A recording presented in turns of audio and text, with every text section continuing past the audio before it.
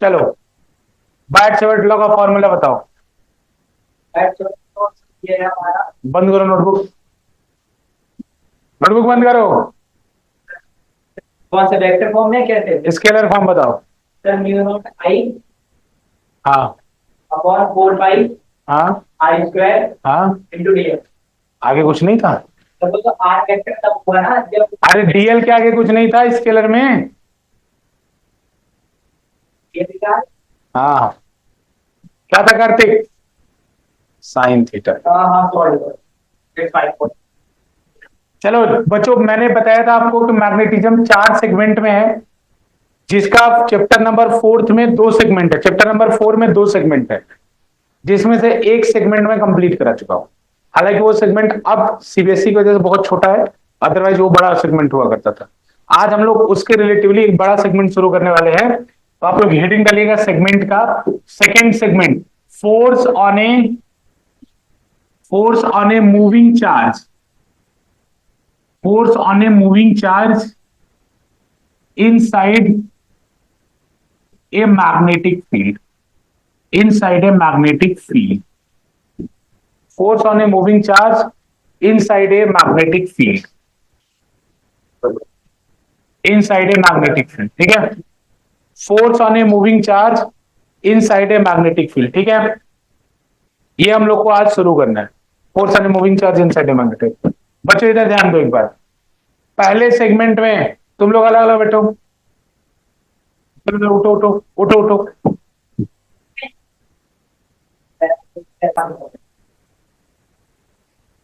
ठीक है, अगर आवाज आई अब की बार तो फिर ठीक नहीं होगा। ठीक है, चलो ठीक है। तो बच्चों पहले सेगमेंट में क्या पढ़ा था कि करंट कैरिंग वायर था, उसके वजह से मैग्नेटिज्म जनरेट हो रहा था। मतलब इलेक्ट्रिसिटी से क्या जनरेट हो रहा था? मैग्नेटिज्म, पहले सेगमेंट में। दूसरे सेगमेंट में क्या पढ़ने वाले हैं?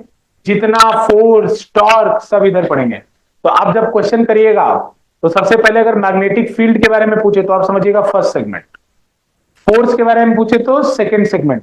कई बार मिक्स भी हो सकता है कि पहले फर्स्ट सेगमेंट से बी निकालना हो और फिर सेकंड सेगमेंट का यूज करना हो, मिक्स करके भी क्वेश्चन हो सकता है।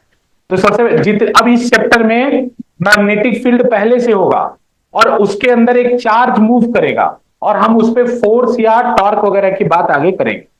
अंदर समझ में ना, इसमें फोर्स की बात की जाएगी और क्या चीज पहले से होगा? मैग्नेटिक फील्ड पहले से होगा और एक चार्ज भी पहले से होगा जो मूव करेगा। तो चार्ज मूव वायर में भी कर सकता है, फ्रीली भी कर सकता है, तो यही हम लोग पढ़ेंगे। तो इसके अंदर सबसे पहले आप लिखेंगे Lorentz, Lorentz force, Lorentz force, FL, Lorentz. इसके बारे में लिखेंगे आपको लॉरेंज फोर्स, ठीक है। लॉरेंज फोर्स के बारे में, लॉरेंज फोर्स के बारे में लिखिए बेटा। It tell us about, it tell us about the motion of a charged particle, it tell us about the motion of a charged particle, the motion of a charged particle, of a charged particle inside electric field, inside electric field and magnetic field, and magnetic field, inside electric field and magnetic field simultaneously, inside electric field and magnetic field simultaneously, simultaneously, ठीक है ना। तो Lorentz का law भी है, ठीक है ना। तो लॉरेंज एक साइंटिस्ट थे जिन्होंने चार्ज पार्टिकल की स्टडी किया था इनसाइड द इलेक्ट्रिक फील्ड और मैग्नेटिक फील्ड साइमल्टेनियसली।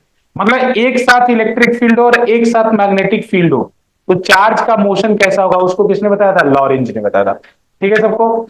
देखो तो इन्होंने क्या बताया था, FL is equals to Q into E plus V cross B, Q into E plus V cross B, ये लॉरेंज फोर्स का फॉर्मूला है। FL is equals to Q into E plus V cross B, V cross B, ठीक है ना, ये Lorentz ने ऐसा बताया था। ठीक बच्चों, अगर Q को अंदर मल्टीप्लाई करते हैं तो FL का दो फोर्स में स्प्लिट हो जाएगा। FL इज इक्वल टू, वैसे इन्होंने यही बताया था, ये उनका ओरिजिनल फॉर्म था ये वाला। तो इसको हम लोग अगर फर्दर स्प्लिट करें तो हम इसको लिख सकते हैं Q into E plus Q into V cross B. Q into E plus Q into V cross B, ये पढ़ सकते हैं। Q into E plus Q into V cross B. Q E आपको कुछ याद आ रहा है? कोई फोर्स होता है फर्स्ट चैप्टर में, क्या बोलते हैं इसको? Electric force. अरे इलेक्ट्रिक फील्ड का डेफिनेशन क्या होता है? Force per unit charge. F by Q क्या होता है? ई। तो एफ बराबर क्या हो जाएगा? Q E. याद है कि नहीं? तो एफ एल बराबर ये लिख सकता हूं कि एफ एल में दो चीज छुपा हुआ है। एक छुपा हुआ है इलेक्ट्रिक फील्ड, इलेक्ट्रिक फोर्स, और जो बच गया उसे क्या बोलूंगा? Magnetic force. तो एफ एल में दो चीज छुपा हुआ बच्चों, एक है इलेक्ट्रिक फोर्स और एक है मैग्नेटिक फोर्स। अभी बताता वी और बी क्या है बताते हैं। वी क्या है वैसे अभी बता रहे, जैसे इसको अलग से एक्सप्लेन करेंगे जब एफ एम एफ बी को, तब बता देंगे आप एफ एम को। वी वैसे वेलोसिटी है और बी मैग्नेटिक फील्ड है, ठीक है ना, और ये क्रॉस प्रोडक्ट है इनके बीच, और ये सब ये वेक्टर फॉर्म में है, ठीक है ना। यहाँ पे बस कुछ क्वेश्चन है, उसके बाद हम लोग डायरेक्ट स्टार्ट करेंगे मैग्नेटिक फील्ड, ठीक है ना। कुछ क्वेश्चन, उनके आंसर हम लोग देखेंगे। तो यहाँ कुछ क्वेश्चन उठा। क्वेश्चन क्या उठा कि भाई ये जब हम लोग मैग्नेटिक फोर्स पढ़ रहे हैं तो उसमें इलेक्ट्रिक फोर्स लाने की क्या जरूरत? पहला क्वेश्चन। तो देखो, ये इस साइंटिस्ट लॉरेंज ने एक स्टडी किया था बच्चों, जो फोर्स होता है ना वो फ्रेम इंडिपेंडेंट होता है। फ्रेम इंडिपेंडेंट होने का मतलब, जैसे अगर आपका वेट 10 न्यूटन है, अर्थ आपके ऊपर 10 न्यूटन फोर्स लग रहा है, एग्जाम्पल, तो बेटा मैं चलती हुई लिफ्ट से देखूं तब भी आपके ऊपर फोर्स 10 न्यूटन आएगा, ठीक है। मैं एक चलती हुई बस से देखूं तब भी आपके ऊपर फोर्स 10 न्यूटन आएगा। मैं सेटेलाइट से जाके अगर देख पाऊं आपको तब भी देखूं तो आपके ऊपर फोर्स 10 न्यूटन आएगा। मतलब इस बात से फर्क नहीं पड़ा कि मैं देख कहां से रहा हूं। तो इसीलिए हम कहते हैं कि force is frame independent. Force is frame independent, ये सबको पता है, ये न्यूटन का लॉ ऑफ मैकेनिक्स कहता है कि फोर्स को इस बात से फर्क नहीं पड़ता कि आप कहां से देख रहे हो। हाँ, एक्सेलरेशन को पड़ता है, हाँ मतलब वेलोसिटी को पड़ता है, लेकिन फोर्स को नहीं पड़ता इस बात से फर्क। अच्छा, तो फोर्स को नहीं पड़ता, लेकिन हमने देखा कि अभी एक ऐसा फोर्स आ गया जिसको फ्रेम से फर्क पड़ने लगा। क्यों? जैसे बच्चों एफ एम को देखो यहां ध्यान से, एफ एम बराबर क्या है? Q into V cross B. B क्या है यहाँ पे? वेलोसिटी ऑफ चार्ज पार्टिकल, और बी है मैग्नेटिक फील्ड। तो बच्चों अगर मैं सैटेलाइट से देखूंगा तो चार्ज पार्टिकल की वेलोसिटी कुछ और दिखेगी, चलती बस से देखूंगा चार्ज पार्टिकल की वेलोसिटी कुछ और दिखेगी। तो मतलब अगर मैं प्लेस बदलता हूं तो v की वैल्यू बदल जाएगी, और कितनी कमाल की बात है, अगर v बदलेगा तो fm भी बदल जाएगा। तो मतलब ऐसा फोर्स मिल गया जो फ्रेम डिपेंडेंट था, ऐसा फोर्स मिल गया जो कि फ्रेम डिपेंडेंट था। बहुत बड़ी मतलब चीज है ये। इसे और एक और बात याद रखो, सब फोर्स न्यूटन थर्ड लॉ को वैलिड करते हैं, लेकिन magnetic force Newton third law valid नहीं करता, मतलब उसका न्यूटन थर्ड लॉ को ओबे नहीं करता है। सारे फोर्स, एकमात्र एक्सेप्शन, अब इसका रिएक्शन फोर्स कहां लग रहा है पता ही नहीं, ये एक्सेप्शन है, एकमात्र एक्सेप्शन न्यूटन लॉ का कि न्यूटन थर्ड लॉ को मैग्नेटिक फोर्स ओबे नहीं करता है। एकमात्र एक्सेप्शन फोर्स का जहां पे फोर्स फ्रेम डिपेंडेंट होता है। तो अब बड़ी समस्या हो गई लोगों की, तो भाई अब ये तो बहुत गलत बात है। अब हम जगह बदल के देखें तो मैग्नेटिक फोर्स ही बदल जाए, सब कुछ हो जाए। तो लॉरेंज एक साइंटिस्ट थे, उन्होंने बोला कि इन दोनों को एक साथ स्टडी करो। तो लॉरेंज ने बोला कि ऐसा होगा कि ये मैग्नेटिक फोर्स बदल जाएगा, लेकिन ओवरऑल लॉरेंज फोर्स जो होगा वो सेम होगा। फ्रेम बदलने पर लॉरेंज फोर्स सेम होगा, भले मैग्नेटिक फोर्स बदल जाए। तो जो मैग्नेटिक फोर्स बदलेगा तो उसी के अकॉर्डिंग इलेक्ट्रिक बदल जाएगा, लेकिन लॉरेंज फोर्स ऑटोमेटिक क्या होगा? सेम होगा। तो उन्होंने बोला कि जब जब इस तरह का फिनोमेना मैग्नेटिक फोर्स टाइप का आएगा, उस समय इलेक्ट्रिक फील्ड भी अपना रोल प्ले करेगा, चेंज करेगा, और इन दोनों का सम जो होगा वो कांस्टेंट होगा। भाई ये बात बता रहा हूं कि इन दोनों को साथ में क्यों पढ़ा, ये वाला फोर्स फ्रेम डिपेंडेंट, तो ये लॉरेंज फोर्स फ्रेम इंडिपेंडेंट। बोला कि देखो समझ रहे हो ना बात को, ये दोनों फोर्स फ्रेम डिपेंडेंट हो गए, लेकिन लॉरेंज फोर्स हमेशा फ्रेम इंडिपेंडेंट रहा। क्लियर? बस ये थोड़ी सी हिस्ट्री बताई कि ये साथ में क्यों पढ़े जाता है। हमको पढ़ना केवल उधर वाला है, कौन सा? ये वाला, समझ रहे हो ना। अब हेडिंग डालो मैग्नेटिक फोर्स। बस लॉरेंज की कहानी है तक, कभी लॉरेंज के बारे में पूछा जाए तो ये उनकी कहानी। हाँ, इसी के अंदर लिखो मैग्नेटिक फोर्स। अब सब कुछ लॉरेंज फोर्स ही तो है, अब जितना अंदर चल रहा है सब लॉरेंज फोर्स है। अब इसी के अंदर सब हेडिंग डाल दो मैग्नेटिक फोर्स। अब इसी के बारे में हम लोग कहानी अब पढ़ते जाएंगे, मैग्नेटिक फोर्स। तो बच्चों ऑलरेडी आप फॉर्मूला इसका देख चुके हैं लॉरेंज की वजह से। इसका फॉर्मूला आता है F M is equals to Q into V cross B, V cross B, Q into V cross B. बच्चों क्यू क्या है, चार्ज पता है आपको, बी क्या है, वेलोसिटी, वी वेक्टर क्या है, velocity vector, velocity of charge particle है ना, जो भी चार्ज पार्टिकल है उसका वेलोसिटी है ये, ठीक है। बी मैग्नेटिक फील्ड है, बी इज मैग्नेटिक फील्ड। इसकी यूनिट आप लोगों को पता है, क्या है यूनिट सार्थक, मैग्नेटिक फील्ड की यूनिट क्या है? हाँ अच्छा जी, कार्तिक मैग्नेटिक फील्ड की यूनिट टेस्ला है। टेस्ला मीटर पर एम्पियर किसकी है फिर? मैं फॉर्मूले की बता दूं। टेस्ला मीटर पर एम्पियर किसकी है? बाइट से उठ के म्यू नॉट की है, ठीक है ना। बच्चों ये इसका वेक्टर फॉर्म है, स्केलर फॉर्म क्या आएगा बताना जरा, मॉड लगा दिया, स्केलर फॉर्म आएगा Q B B sine, Q B B sine theta, पक्का ना। और ये थीटा क्या है, theta is the angle between V and B, theta is the angle between V and B, ठीक है। बच्चों magnetism is all about cross product. Magnetism किसके बारे में? Cross product. अभी देखो क्रॉस प्रोडक्ट जेल क्या है, वो डीएल क्रॉस आर किए तो बी का डायरेक्शन आया था। अभी देखो बेटा वी क्रॉस बी करोगे तो एफ का डायरेक्शन आएगा, वी क्रॉस बी करोगे तो एफ का डायरेक्शन आएगा। तो अगर चार्ज पार्टिकल इधर मूव कर रहा है और मैग्नेटिक फील्ड इधर है तो बताओ फोर्स का डायरेक्शन क्या होगा? वी क्रॉस बी मतलब समझते हो ना, वी की तरफ हाथ रखना है दाहिना हाथ। अरे पीछे डीएल क्रॉस आर कर रहे थे ना, तो करंट की तरफ हाथ रख के पॉइंट की तरफ घुमा रहे थे। जिनका छूट गया है प्लेलिस्ट पे वीडियोज पड़ा हुआ देख लेना, ठीक है।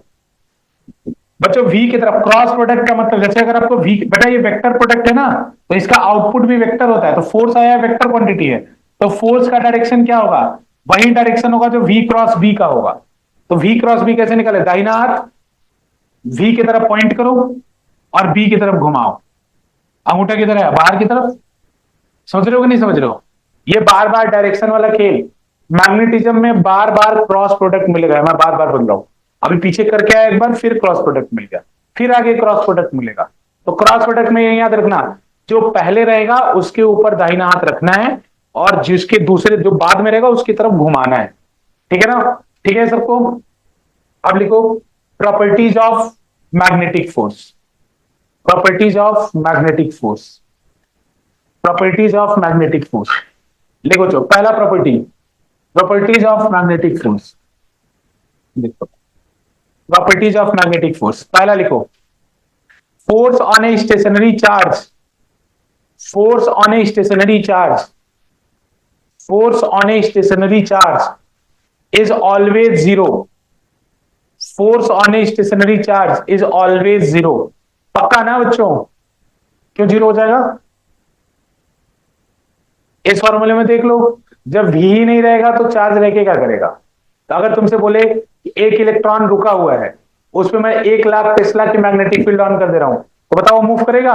कभी नहीं करेगा, तुम कितना भी लगा लो, क्योंकि स्टेशनरी चार्ज है। तो वी जीरो, वी जीरो तो एफ एम खत्म। अगला लिखो, magnetic force is always, magnetic force is always perpendicular, magnetic force is always perpendicular to both v and b, v vector लिख लेना और b वेक्टर लिख लेना, to both v and b, v vector लिख लेना और b वेक्टर लिख लेना। Magnetic force is always perpendicular to both v and b। Clear? कैसे क्लियर बच्चों? देखो v क्रॉस b करोगे तो किधर आएगा? बाहर। तो फोर्स किधर आया? बाहर आया ना। तो देखो ये v के भी परपेंडिकुलर है और b के भी परपेंडिकुलर है। और ये प्रॉपर्टी होती है कि a cross b A cross B is always perpendicular to A and B both, दोनों के परपेंडिकुलर होता है। तो कहीं भी क्रॉस प्रोडक्ट है तो उसका जो आउटपुट आता है वो उन जिनका क्रॉस प्रोडक्ट है उन दोनों के परपेंडिकुलर होता है। तो हमेशा magnetic force will be perpendicular to V and clear. हाँ साइन थीटा 90। अब बताओ ये एंगल 90 है, थीटा वी और बी के बीच में ना, वी क्रॉस बी बाहर, फोर्स की बात कर रहा है, ठीक है ना। मैं बोल रहा हूं फोर्स और बी के बीच में, फोर्स और वी के बीच में, लेकिन वी और बी का आपस में नहीं। अगर मैं एंगल पूछता हूं फोर्स और वी के बीच में बताओ तो 90, फोर्स और बी के बीच में बताओ तो 90, लेकिन वी और बी के बीच में मैंने नहीं बोला, समझ पा रहा, वी और बी के बीच में कुछ भी हो सकता। अगला लिखो, लिखो force on, force on, force on A charge particle, force on a charge particle which is moving, force on a charge particle which is moving parallel or anti-parallel, force on a charge particle which is moving parallel or anti-parallel, parallel or anti-parallel to the magnetic field, force on a charge particle which is moving parallel or anti-parallel to the magnetic field is always zero। हाँ और लिखे लो, बोलो बोलो क्या बोल रहे हो। Is all force on a moving charge, देख लो बगल में, बता दो राज क्या बता दो, फोर्स ऑन ए बता दो उनका कंप्लीट हुआ to the magnetic field is always zero, to the magnetic. बच्चों क्लियर है, एक बार बताओ अगर वो पैरेलल मूव करेगा V और B, इसी के नीचे अगर जिसको क्लियर नहीं है ड्राइंग बना लेगा, तो यहां पे थीटा कितना हो जाएगा जीरो, साइन जीरो कितना होता है, अगर एंटी पैरेलल जा रहा है तो V इधर है B इधर है, एंगल कितना है 180, साइन 180 कितना होता है जीरो, खत्म बात। साइन जीरो भी जीरो होता है, साइन 180 भी जीरो होता है, तो दोनों केस में खत्म हो गया। ठीक है क्या हुआ है, अगला लिखो,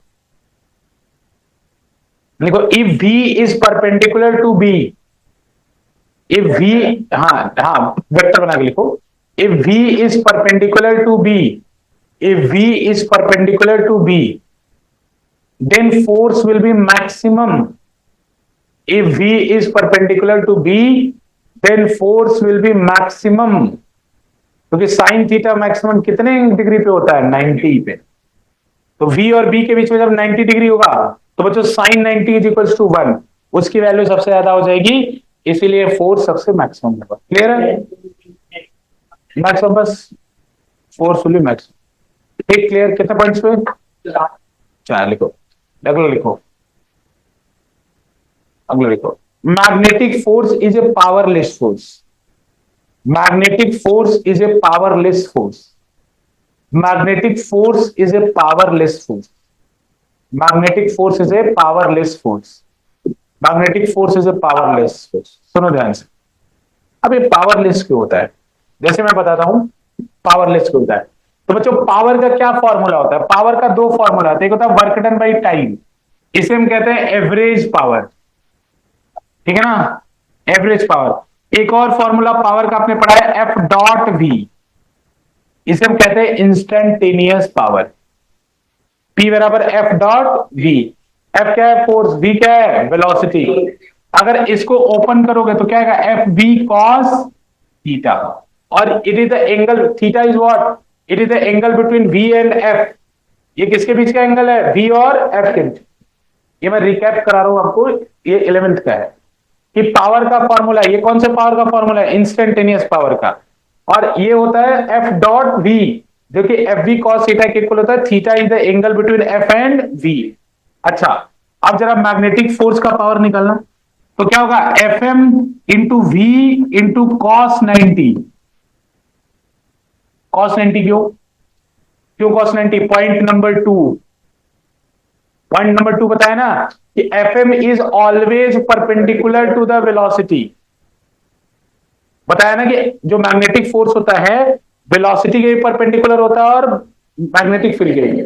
तो और बेटा हमेशा होता है, अगर ऐसा नहीं होगा तो मैथ गलत हो जाएगा। तो V cross B perpendicular to V and B, और एफ का डायरेक्शन वही होता है जो वी क्रॉस बी का डायरेक्शन होता है। समझ में आ रहा है? तो ऐसा कभी होगा ही नहीं कि मैग्नेटिक फोर्स और वेलोसिटी एक दूसरे के परपेंडिकुलर ना हो।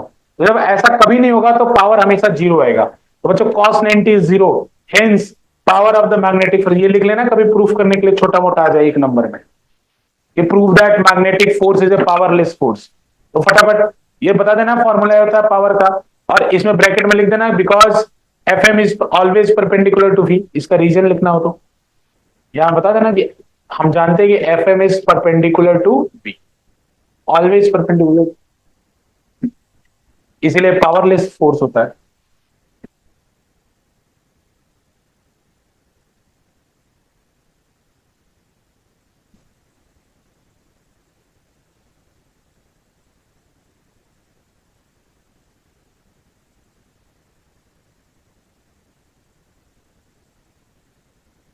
ओके बच्चों, ठीक है ना? ये पॉइंट्स हैं, ये आपको पता होने चाहिए, ठीक है ना? ये पॉइंट्स अलग से पता होने चाहिए सबको, ठीक है ना? प्रॉपर्टीज अलग से मैग्नेटिक फोर्स की, वो अप्लाई करें, याद रहेगा, कोई दिक्कत नहीं। मैक्सिमम कब होता है, मिनिमम कब होता है, जीरो कब होता है ना? जीरो कब कब होता है? जीरो थीटा जीरो 180 हो और बी जीरो, इसके अलावा कोई भी नहीं। अब क्वेश्चन पूछेगा कि एक सोलेनॉइड है, उसके अंदर एक चार्ज पार्टिकल को फेंक दिया गया, तो उसके ऊपर फोर्स कितना लगा? तो सोलेनॉइड के अंदर फील्ड लाइंस पैरेलल्स होती, उसके अंदर चार्ज पार्टिकल फेंक दोगे तो वो भी पैरेलल मूव करेगा, एंगल कितना हुआ? जीरो, खत्म। ऐसे क्वेश्चन छोटे छोटे पूछे जाएंगे ना, तो उसके लिए भी मेंटली आपको तैयार रहना। क्लियर? अब बात करते हैं डायरेक्शन की। डायरेक्शन में थोड़ा सा दिमाग का दही कर लेते हैं। डायरेक्शन सबको क्लियर है कि बेटा एफएम का डायरेक्शन वही होगा जो वी क्रॉस बी का डायरेक्शन होगा। क्लियर?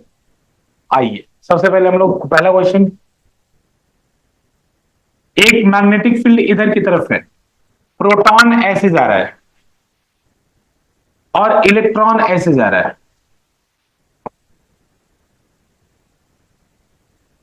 प्रोटॉन ऐसे जा रहा है मतलब उसकी वेलोसिटी ऊपर की तरफ है, इलेक्ट्रॉन की वेलोसिटी नीचे की तरफ है।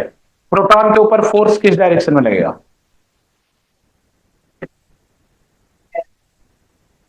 ये क्या होता है? आंसर क्या करना है? Inside, outside, up, down, left, right, 6 direction. समझ रहे हो? Inside into the plane of, into the plane, out out of the plane, left, right, up, down, इन्हीं 6 में से चूज करना है। हाँ, बी की तरफ हाथ रखो और बी की तरफ घुमाओ, दाहिना हाथ, दाहिना हाथ रखो, रखो जरा, रखो। कैसे दिखाना? बी किधर है? बी किधर है? क्रिस बी किधर है? ऊपर है ना बी? हाँ, तो हाथ ऐसे रखो, बी क्रॉस बी अंदर, ऐसे नहीं। अरे अंदर क्यों, ऐसे क्यों घुमा रहे हो? बी अंदर थोड़ी है। देखो ऐसे, आप पहला काम करो, प्रोसीजर नंबर 1, बी के तरफ फिंगर्स को, 4 फिंगर को पॉइंट करना है, कर दिया। अब इन चारों फिंगर को इधर रखते हुए अपने पाम को बी की तरफ शिफ्ट करना है। तो बी इधर है, इस साइड है बी, तो मैं अगर बी की तरफ घुमाना चाहूं ऐसे रख के तो घुमा नहीं पाऊंगा, नहीं घुमा पाऊंगा ना, तोड़ना पड़ेगा ना उंगली, तो इसलिए ऐसे करना पड़ेगा पाम को। लेकिन याद रहे चारों का डायरेक्शन चेंज नहीं होना चाहिए। तो अब ऐसे, अब घुमा पाऊंगा, अब घुमा दिया, तो थंब किधर है? अंदर, तो इसके ऊपर फोर्स किधर रहेगा? अंदर, क्रॉस। अंदर को कैसे रिप्रेजेंट करते हैं? क्रॉस से। तो इसके ऊपर फोर्स क्या आएगा? क्रॉस। क्रॉस मतलब into the plane of paper. Electron के ऊपर किधर आएगा? इलेक्ट्रॉन के ऊपर वी किधर है? नीचे। वी किधर है? नीचे। बी किधर है? इधर। वी क्रॉस बी किधर है? ऐसे। क्या हुआ रोशन? करो करो करो, करने दिखाओ, मुझे दिखाओ। नहीं नहीं, दिखाना दिखाना, हाँ करके दिखाओ जरा। पहले ये 4 फिंगर पॉइंट करो जिधर बी है। बी किधर है? नीचे है, कर लिए पॉइंट नीचे। अब बी किधर है? बी किधर है? इसको नीचे पॉइंट किए हुए ये हथेली को ऐसे ऐसे मोड़ सकते हो, नहीं मोड़ सकते? तो ऐसा मोड़ो कि ये बी की तरफ हो जाए। बी ऐसे ना, हाँ। अब घुमाओ हाथ, तो किधर है? उधर है कि नहीं है? समझ में आ रहा है? लॉजिक समझ में आ रहा है? अच्छा सुनो ध्यान से, इसका डायरेक्शन किधर आएगा? आउटवर्ड, लेकिन इसका डायरेक्शन अभी भी क्रॉस ही होगा। V क्रॉस भी आउटवर्ड ही आया है, कंफ्यूजन मत रहना, ये सही किया है आप लोगों ने, हम 12 है। तो बच्चों फॉर्मूले को ना भूलो, Fm बराबर Q into V cross B आया ना? तो V क्रॉस बी का डायरेक्शन आउटवर्ड आया, लेकिन इलेक्ट्रॉन पे चार्ज क्या होता है? माइनस, तो वो आउटवर्ड को क्या कर देगा? इनवर्ड। समझ रहे हो? आपने सही निकाला है V क्रॉस बी, लेकिन जब मतलब सावधान रहना है कि जब नेगेटिव चार्ज आ जाए तो जो V क्रॉस बी का डायरेक्शन निकले उसको उल्टा कर देना। जब नेगेटिव चार्ज हो तब, पॉजिटिव चार्ज हो सेम चलो, नेगेटिव चार्ज है V क्रॉस बी का डायरेक्शन निकालो, उल्टा कर दो। आंसर में इन्वर्ट, हाँ, आंसर में इन्वर्ट ही लिखोगे। भले निकालते समय V क्रॉस बी बाहर आया, लेकिन क्योंकि इलेक्ट्रॉन था डायरेक्शन उल्टा, क्योंकि यहां माइनस चार्ज आएगा ना, तो माइनस डायरेक्शन को चेंज कर देता है फिजिक्स में। पक्का? चलो, बार बार ये एक्सरसाइज होगा क्योंकि फिजिक्स डॉट प्रोडक्ट ऐसा ही है, क्रॉस प्रोडक्ट। आगे चले, एक और क्वेश्चन। चलिए, क्वेश्चन, मैग्नेटिक फील्ड है क्रॉस, क्रॉस मतलब इनवर्ट, प्लेन के अंदर जा रही है, अंदर, बी अंदर जा रहा है प्लेन के, वेलोसिटी इधर है, चार्ज पार्टिकल का वेलोसिटी इधर है, फोर्स बताइए। V की तरफ हाथ रखो, चारों फिंगर V की तरफ ऊपर, ठीक, चारों फिंगर V की तरफ। अरे तुम्हारा फिंगर V किधर है? इधर ना, हाँ, B किधर है? अंदर। तो चारों फिंगर इधर रखते हुए पाम को अंदर की तरफ करो। अगर चारों फिंगर तुमने ऐसे रख दिया तो मैग्नेटिक फील्ड तो अंदर है ना, तो उसको ऐसे घुमा लो। देखो चारों फिंगर का डायरेक्शन चेंज नहीं है, तुम अपने हाथ को ऐसे ऐसे तो कर सकते हो ना, तो ऐसा ऐसे ऐसे घुमाओ कि हथेली किधर की तरफ आ जाए? मैग्नेटिक फील्ड की तरफ। तो ऐसे मान लो मैंने गलती से रख दिया, चारों फिंगर इधर चले गई, तो मैंने देखा अरे यार मैग्नेटिक फील्ड तो अंदर है, तो फिर ऐसे घुमा लूंगा। तो थंब किधर आया? ऊपर, तो फोर्स किधर लगेगा? ऊपर।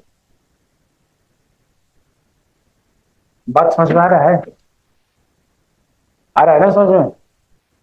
V की तरफ हाथ रख के B की तरफ, ये मैग्नेटिक फील्ड का डायरेक्शन। क्वेश्चन एक और बताओ, मैग्नेटिक फील्ड है north to south, magnetic field है नॉर्थ टू साउथ, ठीक। इलेक्ट्रॉन जा रहा है या प्रोटॉन जा रहा है? प्रोटॉन ले लो, प्रोटॉन जा रहा है टॉप टू बॉटम, फोर्स का डायरेक्शन बताओ, ये बताओ तो जानो। अरे ये सब पूछा जा सकता है, इसलिए बोल रहा हूं दिमाग फिजिक्स में खोल के एकदम रखना है।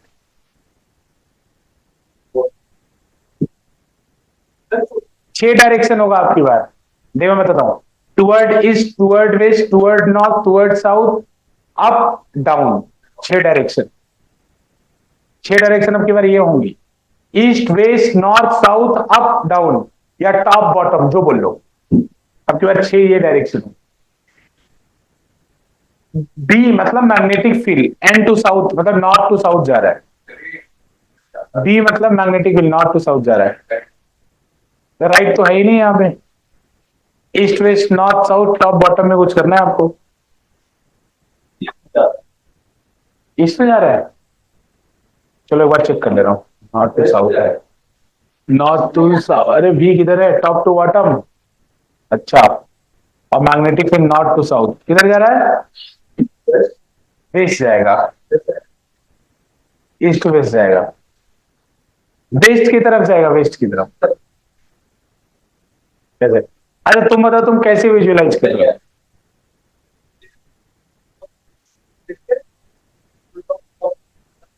हाँ हाँ, चलो ठीक है। अलग अलग लोगों का अलग अलग तरीका, सबसे अच्छा रूम होता है, मैंने पहले भी पीछे भी बताया था, ये काम हो तो रूम को विजुअलाइज सबसे अच्छा करना चाहिए। ईस्ट वेस्ट नॉर्थ साउथ, अरे जिस भी रूम में बैठे हो विजुअलाइज कर लेना। तो मैं मानो इधर ईस्ट है, इधर वेस्ट है, सामने मेरे नॉर्थ है, पीछे मेरे साउथ है, ठीक है। चलो, अब टॉप किधर है, ऊपर, बॉटम किधर है, नीचे, ये तो क्लियर है ना। अब सबसे पहले वेलोसिटी को देखो, तो प्रोटॉन किधर जा रहा है, टॉप टू बॉटम, मतलब मेरी चारों फिंगर तो नीचे चली गई, क्योंकि ये तो प्रोटॉन की तरफ जाएंगी या जिधर वेलोसिटी होगा उधर जाएगी। अच्छा, फिर मैंने देखा बी किधर है भाई, बी है नॉर्थ टू साउथ, तो मेरा नॉर्थ उधर था, साउथ इधर था, तो मेरा ऐसे ही बनेगा भैया। अब मैंने ऐसे दबा, इधर मेरा ईस्ट था, इधर मेरा वेस्ट था, तो डायरेक्शन वेस्ट की, ईस्ट टू वेस्ट।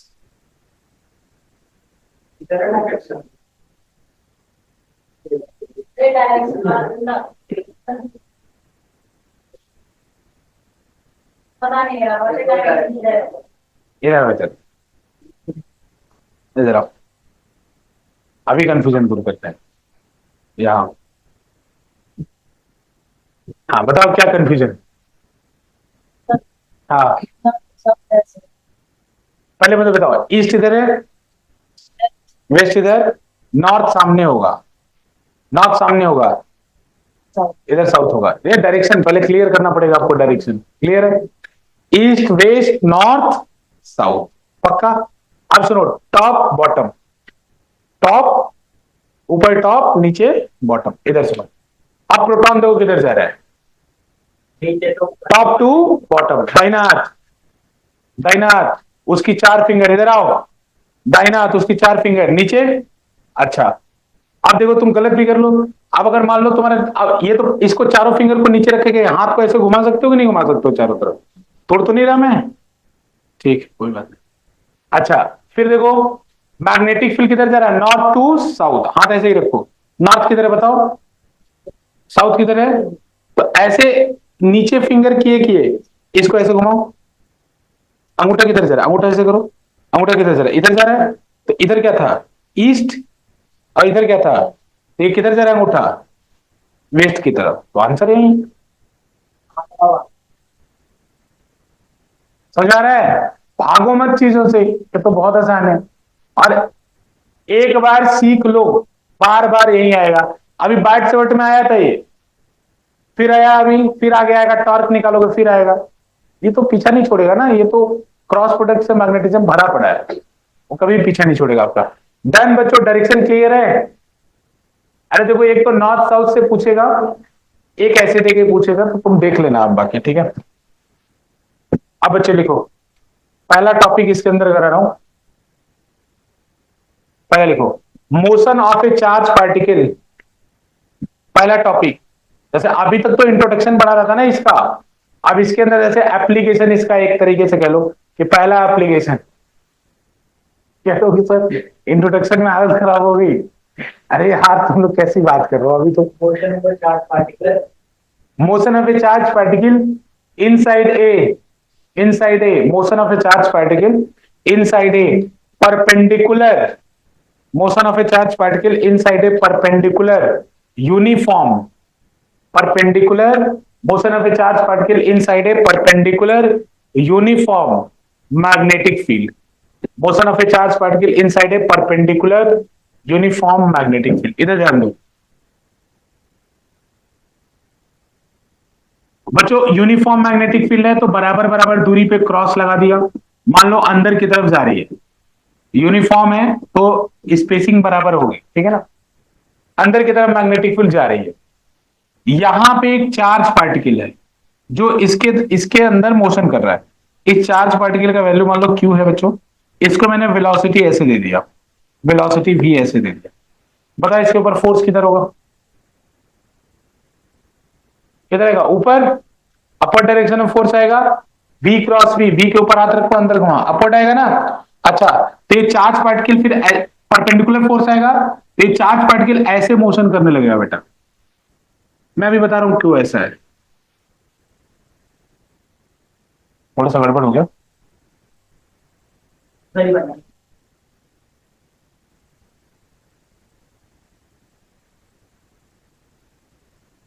समझ गया, मतलब सर्कुलर पाथ में मोशन करेगा, क्यों करेगा देख लो, थोड़ा सा फोर्स लगा, ये घूम गया, घूमने के बाद यहां पहुंच गया, यहां पहुंच गया ना, फिर से चेक करो v क्रॉस b, फिर सेंटर की तरफ लगा, यहां पहुंच गया, फिर चेक करो v क्रॉस b सेंटर की तरफ। और मैं एकदम आपको एक बात बता देता हूं, कि अगर ऐसा कोई फोर्स मिले जो हमेशा वेलोसिटी के परपेंडिकुलर हो तो पाथ हमेशा सर्कुलर होगा। समझ में आया? बच्चों बोल रहा हूं, समझ में आ रहा है? अगर फोर्स और वेलोसिटी आपस में एक दूसरे के परपेंडिकुलर है तो पाथ हमेशा क्या होगा? सर्कुलर। क्योंकि परपेंडिकुलर होने का मतलब वो सेंट्रीपिटल एक्सेलरेशन देगा तो सेंटर में घूमेगा। तो बच्चों जैसे यूनिफॉर्म मैग्नेटिक फील्ड के अंदर एक चार्ज पार्टिकल को वेलोसिटी दोगे वो तुरंत सर्कल में घूमने लगेगा सर्कल में। चेक कर सकते हो, जिसको डाउट लग रहा हो चेक कर सकते हो। यहां पे था तो फोर्स लगा, इसको ऐसे मोड़ा, फिर फोर्स लगा ऐसे मुड़ेगा। यहां चेक करोगे V क्रॉस B करके चेक करोगे अंदर, फिर यहां चेक करोगे अंदर, यहां चेक करोगे अंदर, तो ये फोर्स बार बार इसको एक ही जगह मोड़ते जाएगा और ये सर्कुलर पाथ बनेगा। ठीक है ना? तो बच्चों इस सर्कुलर पाथ का हमको रेडियस निकालना है। ये जो सर्कल बना है इस सर्कल का रेडियस क्या है? ठीक है ना? तो इसका हमें एक टास्क दिया गया, भाई इसका रेडियस आप बता दीजिए। ये जो सर्कल बना है इसका रेडियस क्या होगा? और ये v की वेलोसिटी कांस्टेंट है। ठीक है ना? v की वेलोसिटी कांस्टेंट है, इसका रेडियस हम लोग को बताना है। तो बच्चों देखो, कोई भी चीज सर्कल में घूमती है तो सेंटर की तरफ एक सेंट्रीपिटल फोर्स होता है कि नहीं? तो यहां पे सेंट्रीपिटल फोर्स का काम कौन कर रहा है? Fm, magnetic force. तो because it is moving in circle,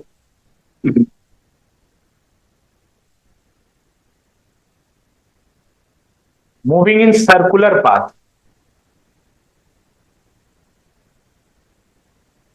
तो इसके वजह से क्या होना चाहिए? Fm should be equal to m into AC, mass into centripetal acceleration. तो Fm की वैल्यू कितनी होगी यहां निकालना? Q, Fm की वैल्यू कितनी होगी? ये गलती से आ गया, ये मैंने नहीं ड्रॉ किया है। ठीक है ना?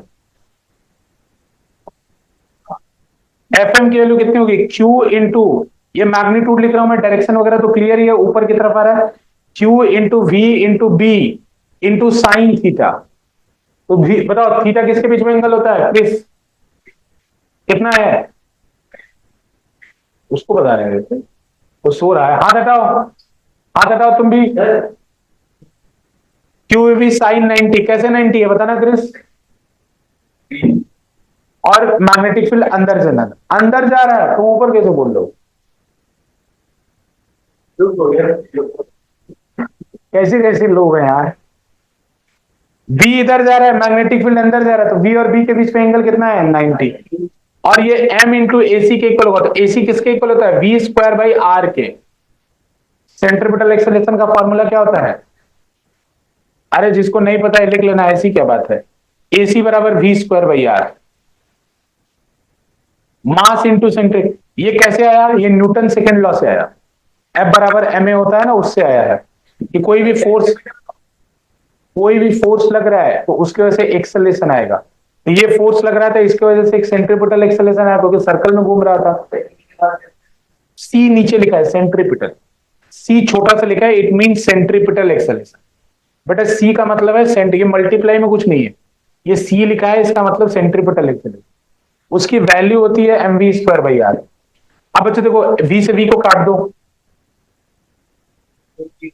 एक V बच जाएगा। R की वैल्यू मुझे निकालनी है, तो R की वैल्यू कितनी होती है? V से V कट जाएगा तो mv बचेगा ऊपर, तो ये फॉर्मूला हो जाएगा mv अपॉन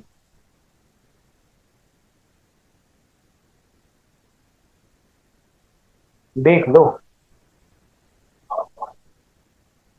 अरे V से V कट गया, साइन 91 होता है, तो ये R उधर चला गया, क्यू भी नीचे आ गया। देखो याद रखने वाला पॉइंट तो बस यही है, अगर एक अच्छा बच्चा होगा तो, बाकी नीचे वाली चीज तो अपने आप आ जाती है। हाँ? अरे तुम्हें समझ रहे हैं, क्यू भी साइन,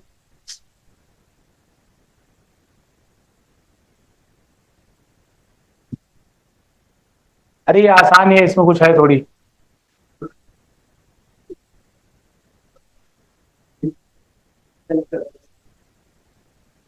तो क्लास के पहले एक्सपोर्ट करने में हेल्प कर रहा है ना, थोड़ी देर बाद उसको करना चाहिए था।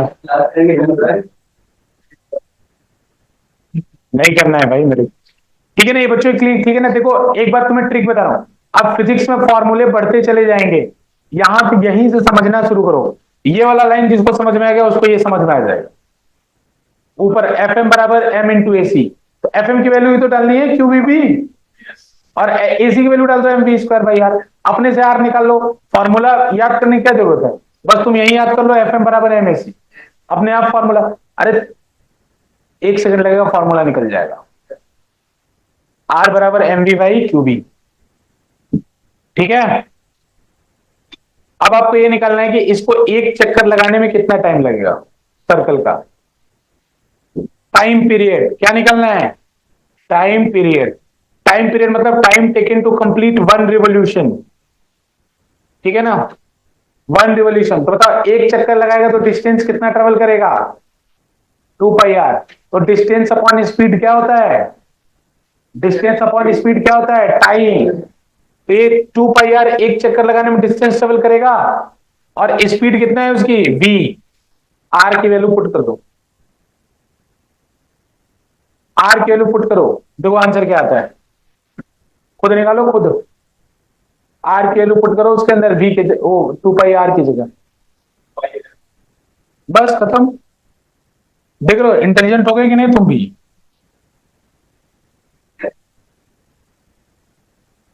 अरे कुछ नहीं, देखो कोई भी फॉर्मूला याद करने की जगह इस तरह की चीजें याद रखना मैग्नेटिज्म में, ये सब की पॉइंट। अरे ये निकल गया तो सब निकल गया, Fm बराबर MAC इक्वेट कर दो, अपने आप आर आ जाएगा। और फिर ये फॉर्मूला मत याद करो, ये याद रखो, तुम्हें जीवन भर याद रहेगा कि टाइम पीरियड कैसे निकलेगा। ये तो आ ही जाएगा, ये अगर याद है तो, और ये अगर याद है तो ये आ जाएगा। तुम्हें लग रहा होगा टाइम ज्यादा नहीं लगेगा, बल्कि तुम अगर ऊपर वाला याद रख के इसको याद करोगे तो कभी गलत नहीं होगा जीवन में कोई भी कोशिश। ठीक है बच्चों, फ्रीक्वेंसी क्या होता है, वाह वाह वाह वाह वाह वाह, फ्रीक्वेंसी क्या होता है, 1 अपॉन टाइम पीरियड। फॉर्मूला क्या होगा ये भी बताने की चीज है।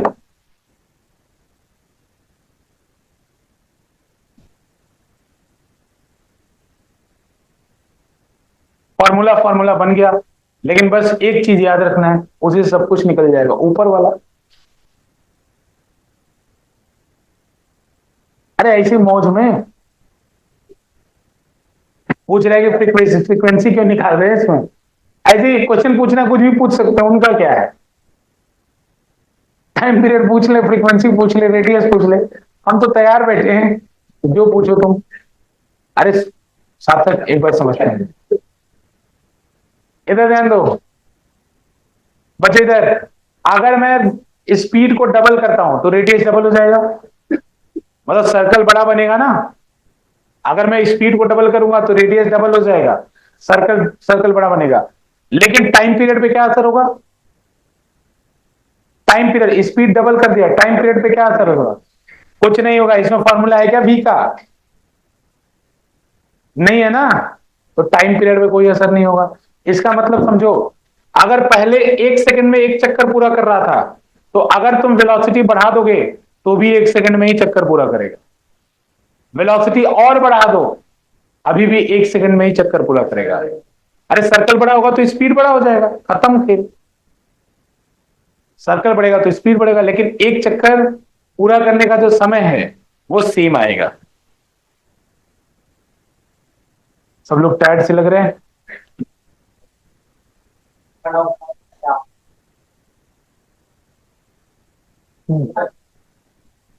आज तुम नहीं बोल रहे सार्थक, अरे ठीक है, अरे ठीक है, आ जाओ इधर, बस छोटा सा चीज पढ़ा के छोड़ देंगे। आर, आर बराबर क्या निकला, mv बाई, आर बराबर क्या निकला, mv बाई QB। बताओ mv क्या लिख सकता हूं, mv को मैं कुछ लिखना चाह रहा हूं, लिख दूं p। बताओ p क्या है, ये पढ़ना सर, पावर नहीं, p क्या है, मोमेंटम। अरे यार m इंटू v, अब न्यूटन की फिजिक्स का वाट मत लगा दो। अरे समझ रहे हो ना, ब्रश नहीं लगा। m इंटू v क्या होता है, मोमेंटम। मोमेंटम होता है कि नहीं होता है, तो मैं बोल रहा हूं, कभी बोलते कि momentum of A particle is this, तो आपको रेडियस निकालने को बोलते तो निकाल लोगे ना। फिर बोलोगे प्राण त्याग दोगे एग्जाम में, सर ने तो मोमेंटम कराया ही नहीं था। अरे तो इसीलिए मैं बता दे रहा हूँ कि एमबी मतलब मोमेंटम, इसको पी देके भी क्वेश्चन आ सकता है। ठीक है ना बच्चों, बचपन की बात है लेकिन फिर भी मैं बता रहा हूं आपको। पी बराबर क्या होता है, एम इंटू वी, और काइनेटिक एनर्जी बराबर क्या होता है, हाफ एम वी स्क्वायर। ये मैं दोबारा ये लिखने की जरूरत नहीं है, लेकिन बस मैं डायरेक्ट जो लिखूंगा उसको एक्सप्लेन कर रहा हूं। तो बच्चों ऊपर वाले से अगर वी बाई वी निकालो तो वी बराबर क्या आएगा, पी बाई एम आएगा कि नहीं आएगा। अब उस वी को उठा के यहां रख दो, तो काइनेटिक एनर्जी बराबर कितना होगा, half into M into P square upon M square. Cancel हो जाएगा, तो यहां से काइनेटिक एनर्जी क्या आएगा, पी स्क्वायर बाई, लेकिन मुझे तो यहां पी चाहिए,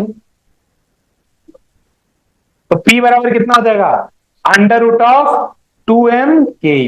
अब याद रखना ये फॉर्मूला तुम्हारा मॉडर्न फिजिक्स तक पीछा नहीं छोड़ेगा, ये वाला फॉर्मूला बार बार आएगा इस चैप्टर में, फिर आगे भी आएगा ये। तो P बराबर कितना है, मैं ये डायरेक्ट लिख देता तो तुम्हें प्रॉब्लम होती, इसीलिए मैंने थोड़ी सी भूमिका बना दी और फिर लिख दिया। मैं उम्मीद करता हूं आपको भूमिका समझ में आई होगी, ये कैसे आई, कैसे आया।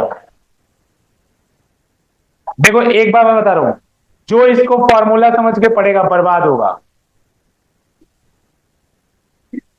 इस मेरे हिसाब से इस सेगमेंट में मात्र एकमात्र फॉर्मूला है, F M equal to M S C, उसके अलावा कुछ फॉर्मूला नहीं है। मेरी बात याद रखना, इस सेगमेंट में एकमात्र फॉर्मूला है F M equal to M S C, बाकी कोई फॉर्मूला नहीं है। बाकी तो मैं मजाक कर रहा हूं, अरे मैं कुछ नहीं कर रहा, उसी से आर निकल गया, 2 पाई आर बाई वी कर दिया, टाइम पीरियड निकल गया, उल्टा कर दिया, फ्रीक्वेंसी निकल गया। अब उसी पी को, एमवी को पी लिख सकता हूं, उसी पी को फिर ये लिख सकता हूं। ये मैंने क्यों बताया कि तुम्हें कभी भूल जाए तो तुम्हारे पास एक ऑप्शन मिले।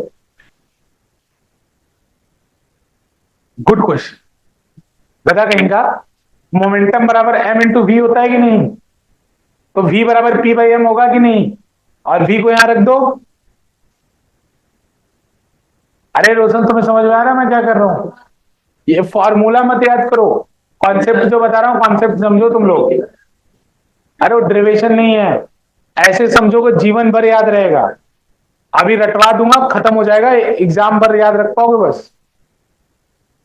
अरे क्लियर, अब बस एक इसी के आगे एक और चीज लिखना चाह रहा हूं, बस आखिरी लिखूंगा फिर बस खत्म कर दूंगा।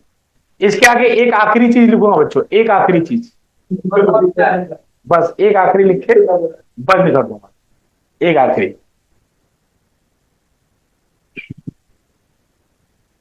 ये सब इंपॉर्टेंट है, लेकिन मैं फिर बोल रहा हूं मेरे हिसाब से ये सब फॉर्मूले नहीं है। 2m,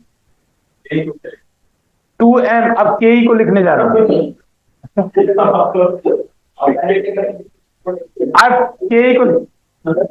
को लिखने जा रहा हूं, के को लिखने जा रहा हूं। जैसे बच्चों देख लो, इसको भी एक्सप्लेन कर देता हूं, हालांकि फिर नहीं तुम लोग बोलोगे कि क्योंकि फॉर्मूला तो एक ही है, बाकी सब तो लॉजिक है, तो इसका भी लॉजिक बता दो। इधर ध्यान दो, इधर ध्यान दो।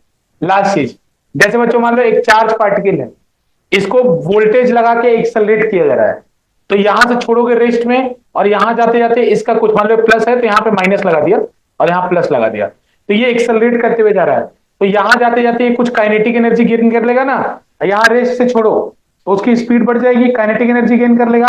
तो ये जो काइनेटिक एनर्जी गेन करता है वो किसके इक्वल होता है, वो इक्वल होता है पोटेंशियल एनर्जी के। तो काइनेटिक एनर्जी बराबर पोटेंशियल एनर्जी, तो पोटेंशियल एनर्जी का फॉर्मूला होता है Q इंटू वी, और ये वेलोसिटी वाला V नहीं है, ये पोटेंशियल डिफरेंस वाला V है। अरे इसको थोड़ा बड़ा से लिख देना भाई, और यहां नीचे QV, बस अब मैंने V क्या है यहां पे, बस ये लिख ला, V is accelerating potential, accelerating potential, accelerating potential difference.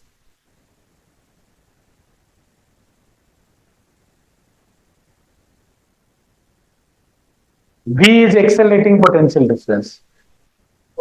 अरे मत करो कैंसिल ना तुम, अभी बच्चा बोल रहा है कि सर कैंसिल कर दो, कैंसिल करके फॉर्म खराब करोगे क्या तुम? इस तरह से आसानी से याद हो जाएगा कि के की जगह क्यू डालना है। अरे न्यूमेरिकल करते इसमें तुम कर लेना कैंसिल, मैं मना थोड़ी कर रहा हूं बच्चों। ये रूट क्यू कैंसिल कर सकते हो, मैं मना नहीं कर रहा, लेकिन ऐसे ही लिख के क्यों छोड़ रहा हूं? क्योंकि आप न्यूमेरिकल करते समय कर लेना। इससे आपको याद रहेगा ना कि के की जगह क्यू भी रखना है, और इससे आपको याद रहेगा कि पी की जगह क्या रखना है। फॉर्मूला तो इस पूरे डेरिवेशन में एक ही है, बाकी सब तो मजाक है, बस एक मात्र है, F M equal to M into A C, इसके अलावा कोई फॉर्मूला नहीं। आर निकल गया M B by Q B, R से टी निकल गया, टी से एफ निकल गया, और बस एम वी को पी लिख दिया, फिर उसी पी को रूट टू एम के लिख दिया, उसी के को क्यू बी लिख दिया, खत्म हो गया सब, कुछ नहीं इसके अंदर। चलो छोड़ो बच्चों, पढ़ के आना, लेकिन रिवाइज करके आना, नेक्स्ट क्लास में डंडे बजाऊंगा अगर याद नहीं हुआ तो। ठीक है बच्चों, स्निग्धा बेटा आज के लिए इतना ही। Thank you sir. Okay, most welcome.